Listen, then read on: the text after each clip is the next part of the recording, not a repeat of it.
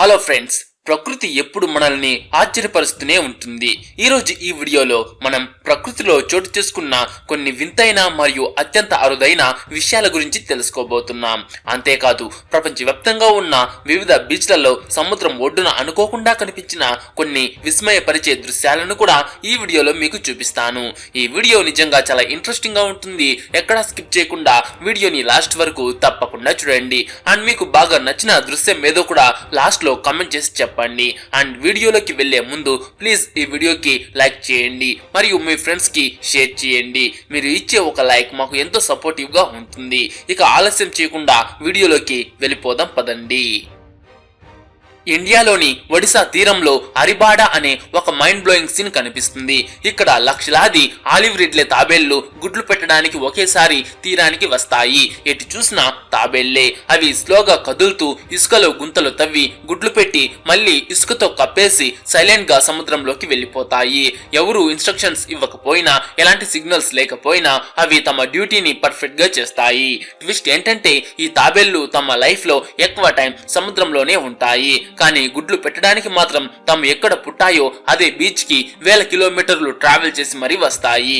ఇలా లక్షలాది తాబేళ్లు ఒకేసారి రావడం వల్ల ప్రెడేటర్స్ ఎన్నిటిని తిన్నా సరే అట్లీస్ట్ కొన్ని పిల్లలైనా సేఫ్ గా సముద్రంలోకి వెళ్లే ఛాన్స్ ఉంటుందని సైంటిస్ట్ చెప్తున్నారు. ఇండియా, కోస్టారికా లాంటి కొన్ని చోట్ల మాత్రమే ఇది జరుగుతుంది. అందులోనూ ఒడిశా తీరం ప్రపంచంలోని one of the biggest spot. కొన్నిసార్లు ఒకే సీజన్ లో 3 లక్షల కంటే కూడా ఎక్కువ తాబేళ్లు ఇక్కడ కనిపిస్తాయి.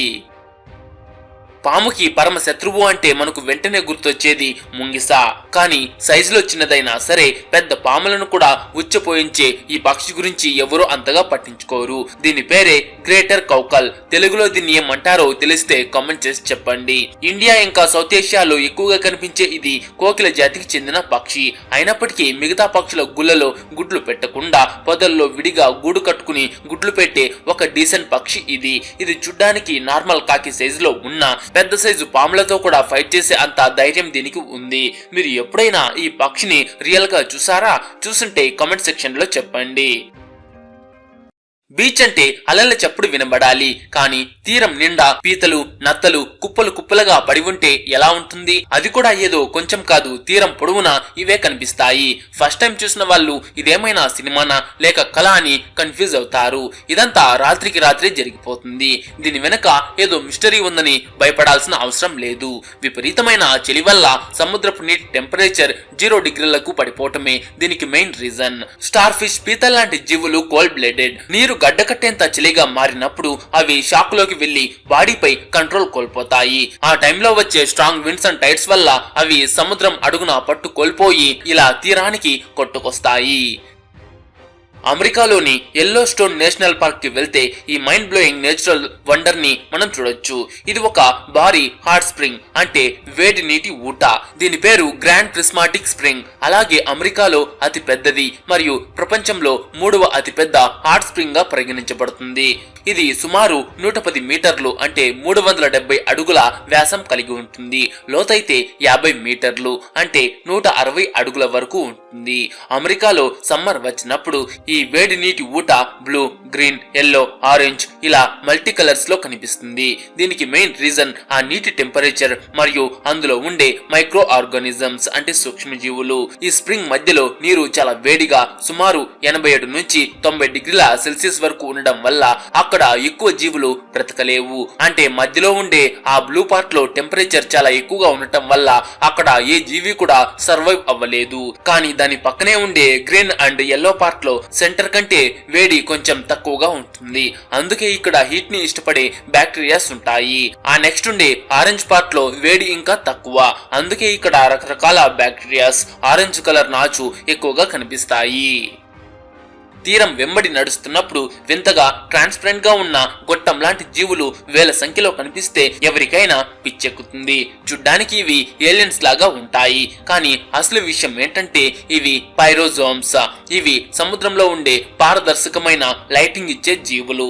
నార్మల్ గా ఇవి డీప్ సీలో తీరానికి చాలా దూరంగా ఉంటాయి, కానీ సముద్రపు నీరు అసాధారణంగా వేడెక్కినప్పుడు ఇవి చాలా ఫాస్ట్ గా మల్టిప్లై అంటే సంతానోత్పత్తి అవుతాయి. ఇక వీటి సంఖ్య విపరీతంగా పెరిగినప్పుడు తుఫాన్ తుఫానులు లేదా సముద్ర ప్రవాహాల వల్ల ఇవి తీరానికి కొట్టుకొస్తాయి. చూడ్డానికి సముద్రపు దోసకాయల్లా ఉండే ఇవి మెరుస్తూ భలే వింతగా కనిపిస్తాయి. ప్రకృతి సృష్టించిన ఒక బ్యూటిఫుల్ అండ్ మిస్టీరియస్ స్ట్రక్చర్ ఇది. అమెరికాలో ఉన్న దీన్ని డెవిల్స్ టవర్ అని పిలుస్తారు.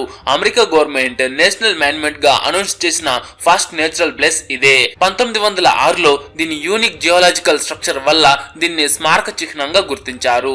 లోకల్ అమెరికన్స్ కి ఇది ఒక పవిత్రమైన ప్లేస్.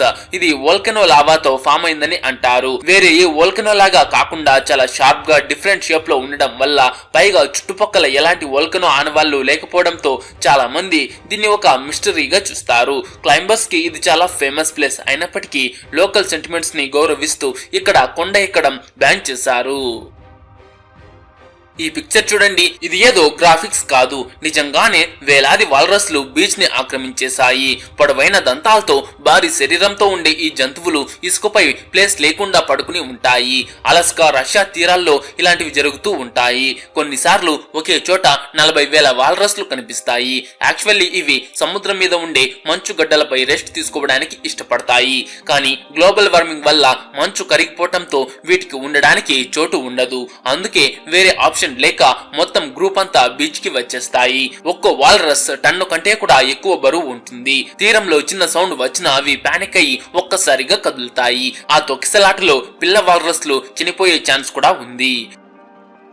ఇంత డిఫరెంట్ మెరుపును మీరు ఎప్పుడూ చూసి ఉండరు. మేఘాల్లో నెమ్మదిగా స్ప్రెడ్ అవుతూ ఆ తర్వాత తన ఫుల్ పవర్ ని రిలీజ్ చేస్తుంది. ఇక్కడ ఒక పర్సన్ 2 రాళ్లను రబ్ చేస్తున్నాడు. ఆ చిన్న రాపిడికే పెద్ద ఎత్తున స్పార్క్స్ వస్తున్నాయి. క్వార్ట్జ్ అనే ఒక రకమైన స్టోన్ ని నార్మల్ రాయితో రబ్ చేసినప్పుడు ఇలా లైట్ ప్రొడ్యూస్ అవుతుంది. కెనడాలోని న్యూ పౌండ్లాండ్ తీరంలో ఈ సీన్ కనిపిస్తుంది. లక్షలాది చిన్న చేపలు ఒక్కసారిగా తీరానికి ఎగిరి పడతాయి. లోకల్ పీపుల్ కి ఇది ఒక ఫెస్టివల్ లాంటిది. ఈ చేపలు సముద్రంలోని తిమింగలాలు పక్షులకు మెయిన్ ఫుడ్. ఇవి కేవలం గుడ్లు పెట్టడం కోసం తమ ప్రాణాలకు రిస్క్ తీసుకుని తీరానికి వస్తాయి. ఆడ చేపలు ఇసుకలో గుడ్లు పెడితే మగ చేపలు వాటిని ఫలదీకరణం చేస్తాయి. ఆ టైంలో తీరం మొత్తం చేపలతో నిండిపోయి కదులుతున్నట్లు కనిపిస్తుంది. జనం వలలు కూడా లేకుండానే గిన్నెలు బకెట్లతో ఈ చేపలను పట్టుకు వెళ్తూ ఉంటారు. నది మధ్యలో ఉన్న మట్టి రోడ్డు వాటర్ ఫోర్స్ ను తట్టుకోలేకపోయింది. దానితో పాటు అక్కడ ఉన్న పెద్ద ఐరన్ పైప్ కూడా ఈజీగా కొట్టుకుపోయింది. సముద్ర తీరం దగ్గర ఉన్న ఒక హోల్లో కొందరు టైర్లను విసిరివేస్తున్నారు. నెక్స్ట్ సెకండ్ లోనే సముద్రపు నీరు ఆ హోల్ నుంచి రాకెట్ లాగా ఆకాశం వైపు దూసుకెళ్లింది. దాంతో పాటు వాళ్ళు వేసిన టైర్లు కూడా చాలా ఎత్తుకు ఎగిరిపడ్డాయి. సముద్రం నుంచి కొట్టుకొచ్చిన ఒక చెక్క మొద్దు చుట్టూ వేలాది వింత జీవులు అంటుకుని ఉంటే ఎలా ఉంటుంది? చూడ్డానికి చాలా వింతగా ఉండే ఈ జీవులను గూస్ నెక్డ్ బార్నకిల్స్ అంటారు. ఇవి సాధారణంగా సముద్రం లోపల రాళ్లకు లేదా చెక్కలకు అంటుకుని ఉంటాయి. పెద్ద పెద్ద తుఫానులు వచ్చినప్పుడు అవి అంటుకున్న చెక్కలు ఊడిపోయి తీరానికి కొట్టుకొస్తాయి. చూడ్డానికి ఇవి కొంచెం భయంకరంగా ఉన్న మనుషులకు వీటి వల్ల ఎలాంటి డేంజర్ లేదు. ఇవి కరవవు, వీటికి పాయిజన్ కూడా ఉండదు. జస్ట్ అవి ఉండే ప్లేస్ మారి మన కళ్ళ ముందు కనిపించేసరికి మనం షాక్ అవుతాం. వర్షం పడుతున్నప్పుడు పడిన మెరుపు వల్ల ఒక చెట్టు డ్యామేజ్ అవడమే కాకుండా ఆ మెరుపు భూమి లోపలికి వెళ్లి పెద్ద ఎత్తున దుమ్మును పైకి లేపింది. వర్షంలో కూడా ఇలా డస్ట్ ఎగిరిందంటే ఆ మెరుపు ఎంత పవర్ఫుల్లో అర్థం చేసుకోండి. వరద నీటిలో ఒక చిన్న బ్రిడ్జ్ పేపర్ లాగా కొట్టుకుపోయింది. అలాగే ఎండిపోయిన కాలువలోకి కొత్తగా నీరు వచ్చినప్పుడు అది దారిలో ఉన్న చెట్టు కొమ్మలను రాళ్లను తీసుకుంటూ వస్తుంది. అది చూడ్డానికి సింపుల్ గా అనిపించినా దీని ముందు నిలబడడం చాలా డేంజర్. ఫిలిప్పీన్స్ లో తుపానుతో పాటు పడిన వడగండ్ల వాన విజువల్స్ ఇవి. గాలి స్పీడ్ కి చెట్ల కొమ్మలు విరిగి పడుతుంటే వాటితో పాటు పెద్ద పెద్ద ఐస్ గడ్డలు కూడా పడుతున్నాయి. ఈ ఐస్ గడ్డలు ఎవరి మీదైనా పడితే స్పాట్ లోనే చనిపోయేంత డేంజర్. ఇండోనేషియాలో రోడ్డును ఆక్రమించిన రెక్కల చీమల వీడియో ఇది. ఇవి లైటింగ్ కి అట్రాక్ట్ అవుతాయి కాబట్టి వెహికల్స్ లైట్స్ చూసి ఇలా రోడ్డుపై గుంపులుగా చేరాయి. రోడ్డుపై ఇవి భారీగా ఉండటం వల్ల టైర్ల గ్రిప్ తగ్గి కొన్ని బైక్స్ అయితే స్లిప్ అయ్యి కింద పడిపోయాయి. సెప్టెంబర్ 2017లో తీసిన ఈ వీడియోలో బోట్లో వెళ్తున్న 2 వ్యక్తులు ఒక సింక్ హోల్ లో ఇరుక్కుపోయారు. లోతు తక్కువగా ఉన్న ఈ వాటర్ లో అకస్మాత్తుగా సింక్ హోల్ ఫామ్ అవడంతో నీరంతా లోపలికి వెళ్లడమే కాకుండా ఆ బోట్ ను కూడా లాగేయాలని చూసింది. కానీ లక్కీగా ఆ హోల్ సైజ్ బోట్ కంటే చిన్నగా ఉండటంతో బోటు లోపలికి వెళ్లలేదు. ఫైనల్ గా క్రేన్ సహాయంతో వాళ్ళిద్దరిని రెస్క్యూ చేశారు. 2010 ఎండింగ్ లో కెనడాలోని గోల్డ్ స్ట్రీమ్ రివర్ సడన్ గా గ్రీన్ కలర్ లోకి చేంజ్ అయిపోయింది. ఎవరో డేంజరస్ కెమికల్స్ కలపారని అందరూ టెన్షన్ పడ్డారు. కానీ అందులో సగం మాత్రమే నిజం. మురుగునీటి లీకేజీలను గుర్తించడానికి వాడే ఫ్లోరోసెంట్ ట్రేసింగ్ డై పొరపాటున నదిలో కలిసిపోయింది. అయితే ఇది హార్మ్ఫుల్ కెమికల్ కాదు. కొన్ని రోజుల్లోనే నది మళ్ళీ నార్మల్ గా మారిపోయింది. చేపలకు కూడా ఏమీ కాలేదు. నదుల్లో చేపలు ఎక్కువగా ఉండే ఏరియాలో మోటార్ బోట్ వెళ్తున్నప్పుడు సడన్ గా చేపలు నీటిపైకి జంప్ చేస్తాయి. కొన్ని చేపలైతే డైరెక్ట్ గా బోట్ లోకి వచ్చి పడతాయి. చేపల ఈ రియాక్షన్ కి బోట్ మోటార్ నుంచి వచ్చే వైబ్రేషన్లే మెయిన్ రీజన్. ఈ వైబ్రేషన్స్ ని ఫీల్ అయినప్పుడు ఏదో పెద్ద ఫిష్ తమని వేటాడుతోందని భయపడి ఇలా నీటిపైకి గెంతుతాయి. చూడ్డానికి ఏఐ క్రియేట్ చేసినట్టుగా ఉండే ఈ ఇన్సెక్ట్ నేచర్ లో ఉన్న ఒక రియల్ పురుగు. దీని పేరు ఆర్చిడ్ మ్యాంటిస్. సౌత్ ఏషియాలో ఇవి ఎక్కువగా కనిపిస్తాయి. ఇది చూడ్డానికి అచ్చం ఆర్చిడ్ అనే పింక్ కలర్ ఫ్లవర్స్ లాగానే ఉంటుంది. వేటాడే జంతువుల నుంచి తనను తాను కాపాడుకోవడానికి ఇది ఇలా ఎవల్యూషన్ చెందింది. నార్మల్ ఇసుకలాగా కనిపిస్తున్న దీనిపై రాయి విసిరినప్పుడు లోపల వాటర్ ఉన్నట్లు కనిపించింది. దీన్ని చాలా మంది క్విక్ శాండ్ అని అనుకుంటారు. కానీ ఇది జస్ట్ మురికి నీరు మాత్రమే. వాటర్ పైన మురికి పెరుగుపోవటం వల్ల పైన ఇసుక ఉన్నట్లు మనకి అనిపిస్తుంది. ఒకవేళ అక్కడ గనక కేవలం నేల మాత్రమే ఉంది అనుకుని నడుచుకుంటూ వెళ్తే ఏం జరుగుతుందో కదా. జెయింట్ హనీబీస్ ఉండే గుంపులో మనం ఇలాంటి వేవ్స్ ని చూడొచ్చు. దీన్ని షిమ్మరింగ్ అంటారు. ఫుట్బాల్ స్టేడియంలో ఆడియన్స్ ఒకరి తర్వాత ఒకరు చేతులు ఎత్తుతూ ఎలాగైతే వేవ్స్ క్రియేట్ చేస్తారో అలాగే ఒక తేనెటీగ కదలికకు మిగిలినవి రెస్పాండ్ అయ్యే ఒక చైన్ రియాక్షన్ ఇది.